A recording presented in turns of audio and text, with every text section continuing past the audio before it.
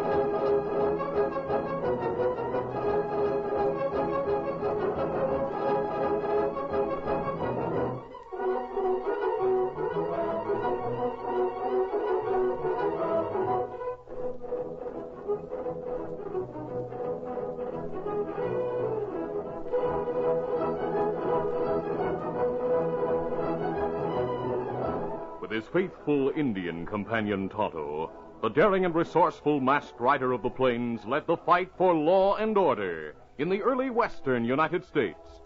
Nowhere in the pages of history can one find a greater champion of justice. Return with us now to those thrilling days of yesteryear. From out of the past come the thundering hoofbeats of the great horse Silver. The Lone Ranger rides again. Come on, Silver. Let's go, big fella. Hi-Yo Silver! Hi!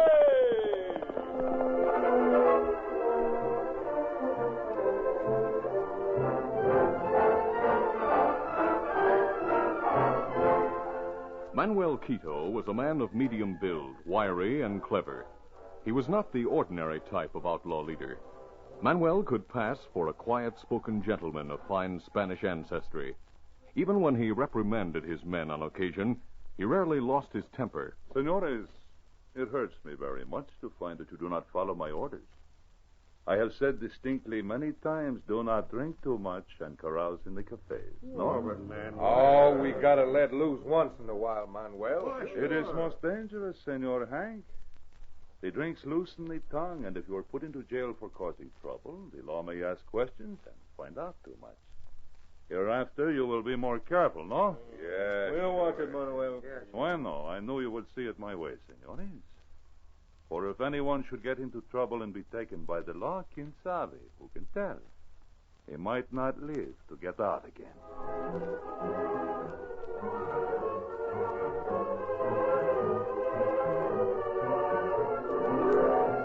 Manuel didn't ride with his gang. He owned a small hacienda near Laredo and was respected in the community.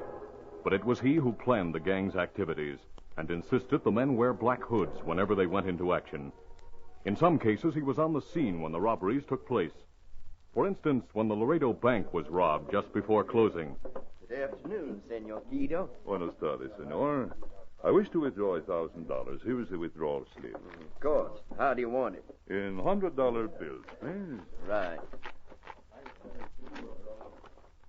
There you are, senor. Oh, gracias. Reach, everybody, and don't move. Holy mackerel, hold up. We better do as he says, senor. Those men hold guns, and there are 6 of them. Two of you men keep everyone covered. I'll get the cash from the teller. The rest will attend to the customers in here. All right, step aside, you. Oh, see. First, I'll take that wad of bills in your hand. Here, give me them. All right, now, teller, shove out the cash and be quick. A month later, Manuel was in the cafe one evening when the gang entered. Freeze, all of you. Hold up. Line up against the wall over there. Keep your hands reaching for the ceiling. Couple of you go take their guns, and we'll get their cash. All right. The cafe customers lined up, and the outlaws quickly went to work. As they were about to leave, the sheriff, standing next to Manuel Quito, reached for his gun. By thunder, they won't get away with this. Wait, Senor Sheriff. Let go of my arm.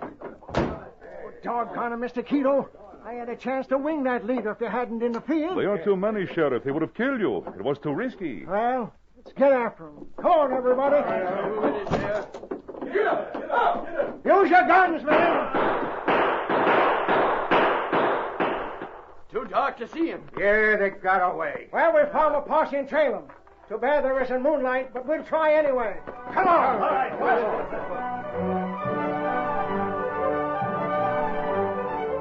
Manuel was one of the principal speakers at an indignation meeting held by the men of town a few nights after the cafe robbery. Senores, please, senores, be quiet so I may be heard. Many robberies have taken place in this community during the past few months. They are, no doubt, the work of the same gang, the outlaws who wear the black hoods. On some occasions, I have been one of the victims, but I do not blame the sheriff, as some of you do, for not finding the gang. The leader is most clever and knows how to cover the trail, no? We must not condemn the sheriff for something he cannot help, senores. He is doing his best. Thanks, Mr. Quito. I'm glad somebody stands by me, and like you said, that gang has a clever leader. My deputies and I have done our best to round up those crooks. So far, we haven't got a line on them. Maybe you ought to get help, Sheriff. Well, I'm willing. I'll send word to the United States Marshal in San Antonio right away. And I promise you this. We'll keep after that gang until we get them, one way or another. It is good to know you are so determined, Sheriff. You are welcome to any help I can give. Thanks, Mr. Quito. If I need some of your men sometime, I'll call on you. Now, before you all leave, Jed Harris, owner of the Bar 8 Spread, has something to say. Go ahead, Jed. All right. Men, while you're all here, I want to talk about something else. My wife, Amy, thinks we ought to build a meeting house here in town. She's planning to have a big shindig at our ranch Saturday night. Plenty to eat and drink, prizes and all that. You're all invited. Now, wait a minute. Let me finish. Now, each of you is supposed to come prepared to give a donation of cash towards a new meeting house. Now, Amy says she expects to raise enough at that party to pay for the building. Hey, you all know Amy. If you don't kick in with enough, she'll hound you right to your doors. So you might as well bring enough the first time. All right. Well, I reckon that's all I have to say. So let's adjourn to the cafe. I'll set up drinks for the crowd. Come on.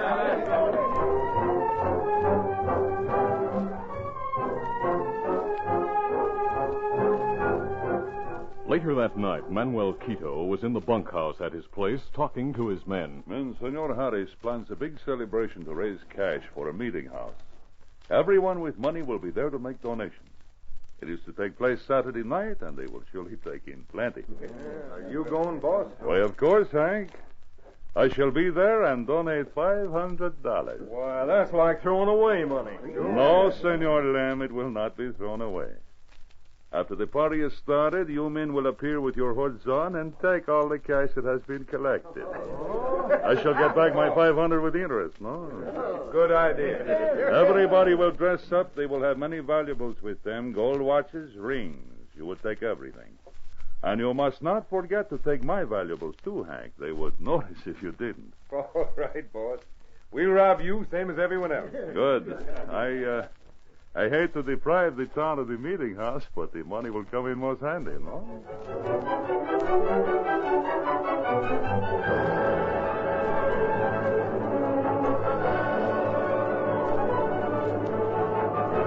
The following Saturday afternoon, the Lone Ranger and his Indian companion Tonto camped in the hills outside of Laredo. Tonto was preparing to go to town for supplies. Me get supplies. Come right back, Kimasabi. All right, Tonto. While you're there, take this note from the United States Marshal to the sheriff, so he'll know we've arrived here. Easy, Scout. Easy, fella. Get him up, Scout.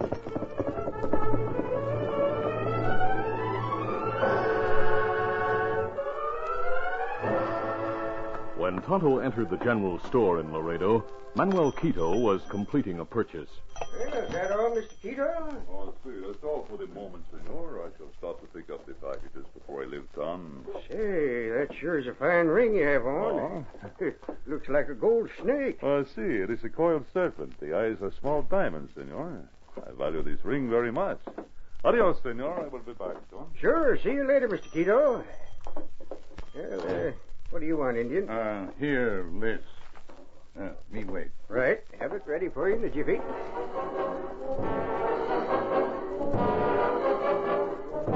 Tonto waited for the supplies, then reported to the sheriff. Later, he returned to camp and told the Lone Ranger the sheriff would meet with him in the morning. That night at the Bar H Ranch, the Harris party was in full swing. The sheriff stood with Mr. and Mrs. Harris and Manuel Quito watching the dancers. The sheriff was saying, Now that I gave my donation, Amy, I'm going to slip out and go back to town. Don't want to leave the town unprotected, you know. That is wise, Sheriff. We're sorry to have you leave, Sheriff. Everyone seems to be having such a nice time. See. Mighty nice shindig, ma'am. Mighty nice. Hope you took in plenty of cash for the new meeting house. Everyone was very generous, Sheriff. Why, we collected close to $8,000. Mr. Quito gave $500. Fine. I am sorry it is not more, senor. Oh, 500 is plenty to give, Mr. Quito. You were first to donate. And when the others saw how much you gave, they gave more than they intended. You're a credit to the community, Mr. Quito. We're lucky to have you living among us. Yep, that's right, Amy. Muchísimas gracias. Oh, by the way, Jen, that help I sent for has arrived. You mean the United States Marshal came from San Antonio? No, but he sent a certain masked man What? who's famous for running down outlaws. A masked man? Yeah, I don't savvy. This masked hombre, is he tall and rides a white stallion? Yeah, that's the way the marshal described him to me in a note he sent. You hear about it? Oh, see, I have heard of such an hombre. He is known as the Lone Ranger, no? That's the man. I'm to have a talk with him in the morning. Perhaps you will be willing to bring him out to my hacienda, Sheriff. I would like to meet him. There is much information I can give him. All right, I'll do that, Mr. Quito. I'll head for town now. And thanks for a nice time. Good night. Good night, Sheriff. A short time later, Manuel managed to leave the ranch house unnoticed. He went to a wooded grove where his men were waiting. Thank you, boss. Yes. The money has all been collected. Close to $8,000. That'll be a nice pile of cash to grab. Yeah, well, the valuables will get plenty. Hey, we saw the sheriff riding away. Yes, he has gone back to town. I learned something very important from him tonight. Yeah? What? A certain masked hombre known as the Lone Ranger has come to help find the gang. Hey, I've heard of him. We'd better call this off and lay low. No, senores, you will go ahead with our plans. But if he gets a line on us? Tomorrow the sheriff is to bring him to my hacienda for me to meet. After that, I will know every move he makes. If the Lone Ranger does get a line on the gang, then, amigos, I shall make sure that he dies before the truth is made known. Do not worry, senores. The Lone Ranger will never expose or capture my gang.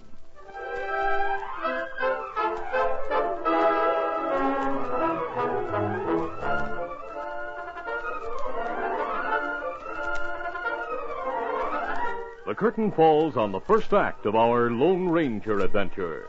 Before the next exciting scenes, please permit us to pause for just a few moments.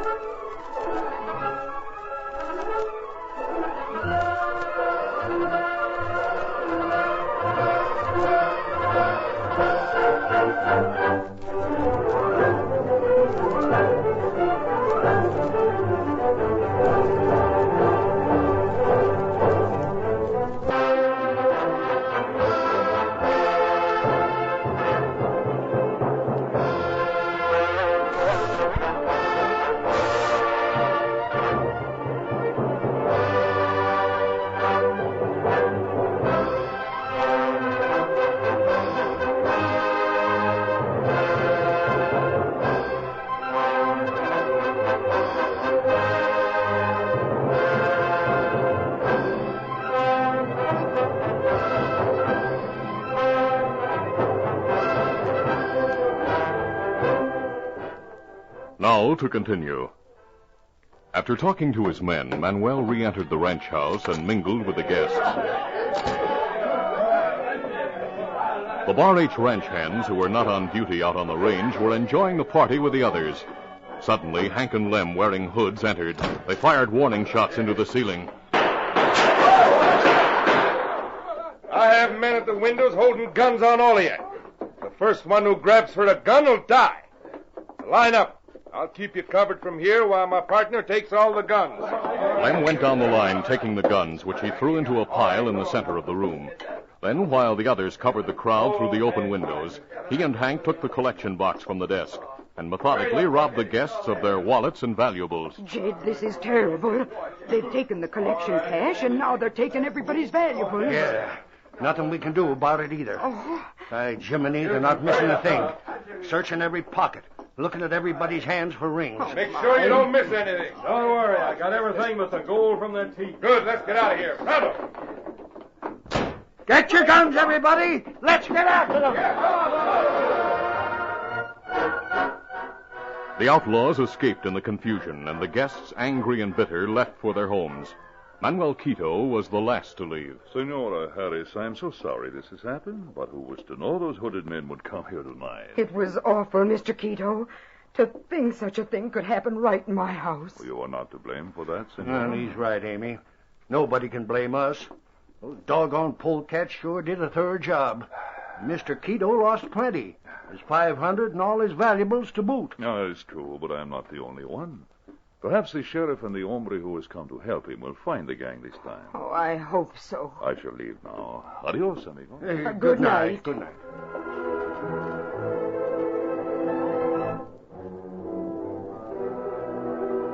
The following morning, the sheriff met the Lone Ranger at his camp and told of what had happened. Doggone it, mister. I wish I hadn't left the Bar H when I did. There wasn't much anyone could do from what you told me, Sheriff. Well, that's true. Of course, what I told you, I heard from others. So many people rode away from the Bar H after the robbery, they covered any trail the crooks left. That's unfortunate. Now, if you're willing, I'd like you to ride to Mr. Quito's hacienda with me. He was there, and he can tell you plenty. He's been a victim of that gang more than once before, too. I'd like to meet Quito. He may have noticed something that will give us a line on the crooks. All right, we'll go to his place right now. Good, easy. Steady, big fella. Easy, fella. Come on through there.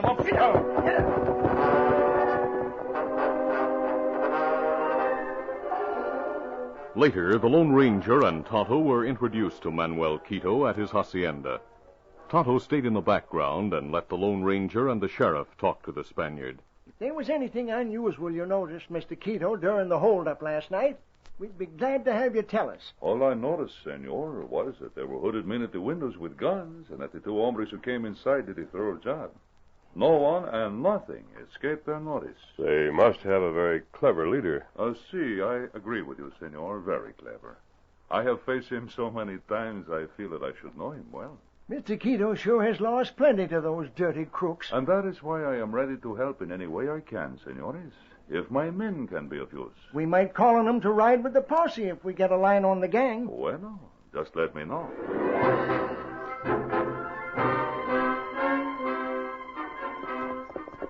As they rode from the hacienda, the Lone Ranger spoke. Sheriff, Tonto and I'll search for the hideout while you go back to town. You may learn something more from some of the victims, and we'll meet later to compare notes. All right. I hope Mr. Quito could tell you more than he did. Those crooks are mighty careful when they pull a robbery. Every bit of information helps, Sheriff. Well, I'll turn here and head for town. I suppose you and Tonto will ride the other way. Yes. Adios. See you later. So long. Come on, turn around, you. Get up there. Get up. Kimasabi, me see something at hacienda. Oh, what? A Spanish feller say him victim hold up.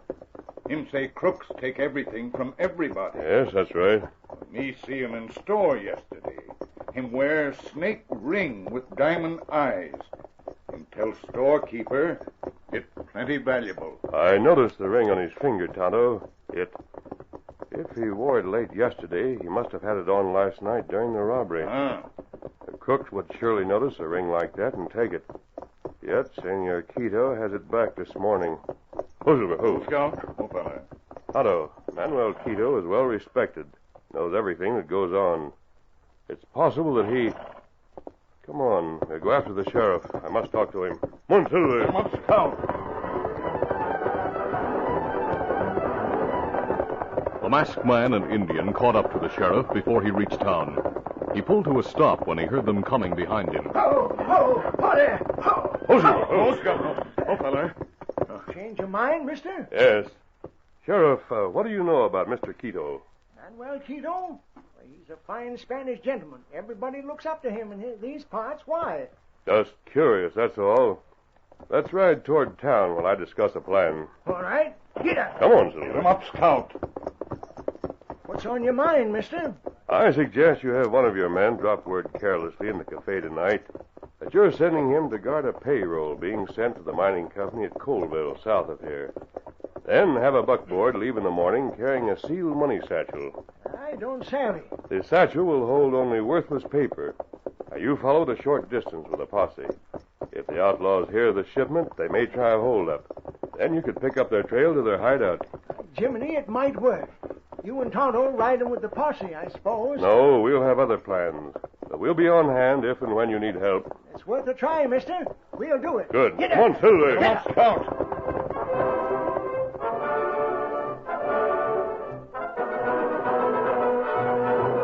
Late that night, the crook Hank returned to the Quito hacienda from town and told what he had overheard about a payroll shipment by buckboard to the mining company at Colville.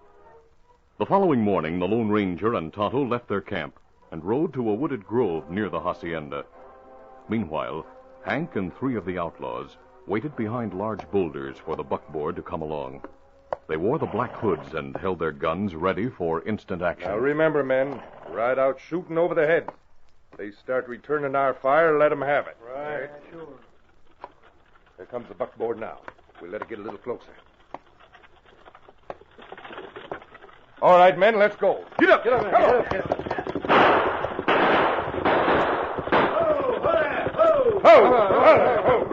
All right. You have us dead to rights. We got our hands up. Yeah. We aren't hankering for a bullet. Throw out that black satchel and turn around and head back to town. Right. There it is. Get around here. Get around here. Get up. Get up there. Steady, boy. Man alive, they sure were scared. Yeah, this is easy. We've got to get going. Yeah, I'll carry the satchel. Now remember, men, cover your tracks, each one of you. We're separating here. See you all back at the hacienda later. Right. Steady, get up. Get up. Get up there. Come on.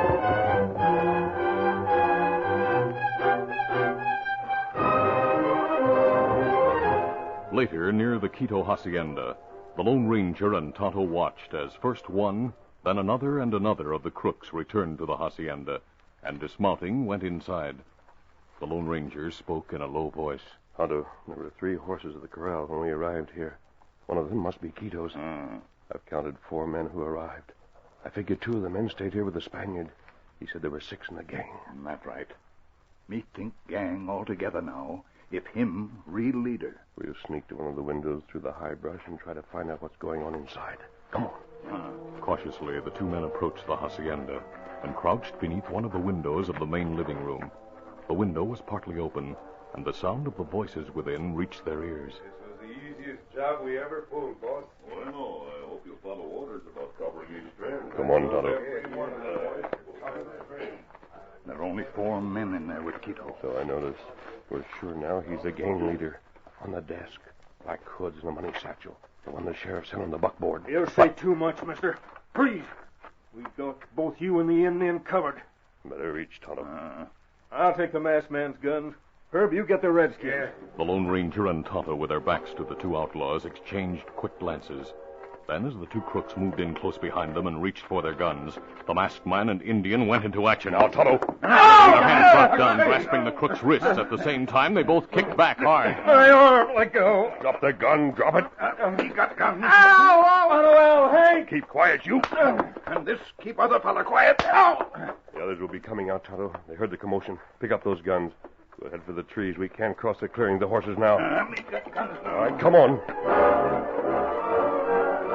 A moment later, Hank and the others appeared at the corner of the hacienda with Manuel Quito. Those yells from outside. Something was wrong. Yeah, we'll soon find out. Hey, Lem. Lem, wake up, wake up. What's the matter? The masked man and the Indian are behind those two big cottonwoods over there. They know everything. Better not let them get away. Fire at them. Keep them from leaving. No, my arm! Get down. Keep out of sight, all of you. The sheriff and the posse. We'll fight our way into the hacienda. Come on. For a few moments, the outlaws fought back. Then, realizing they were trapped between the masked man and Indians' gunfire and that of the posse, they dropped their guns. But not before two more were wounded.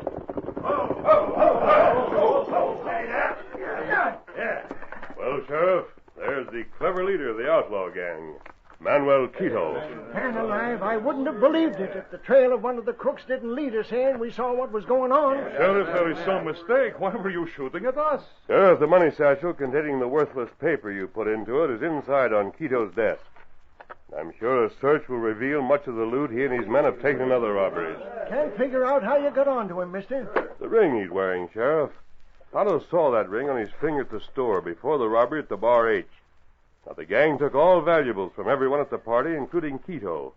Then Quito had his ring back when we came here yesterday. By thunder, it's mighty smart figuring. Tie up those crooks and let's get them back to town, man. Sheriff, I can explain about this ring. Shut up. You can't explain about the black money satchel. And I know we'll get more evidence when we search your place. That masked man, it is because of him this has come about. I should have followed him and put a bullet in him yesterday. Mister, are you going to stand by and let this so-called Spanish gentleman say things? Hey, where'd he go? Why, he and the Indian headed for that grove yonder, Sheriff.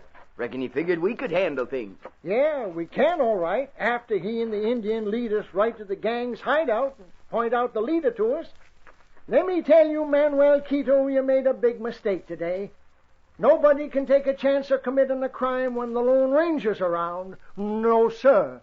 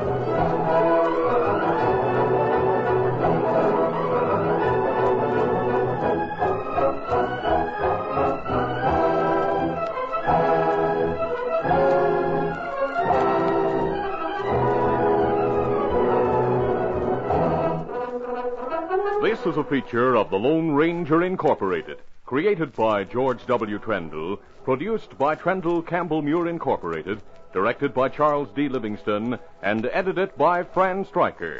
The part of the Lone Ranger is played by Brace Beamer.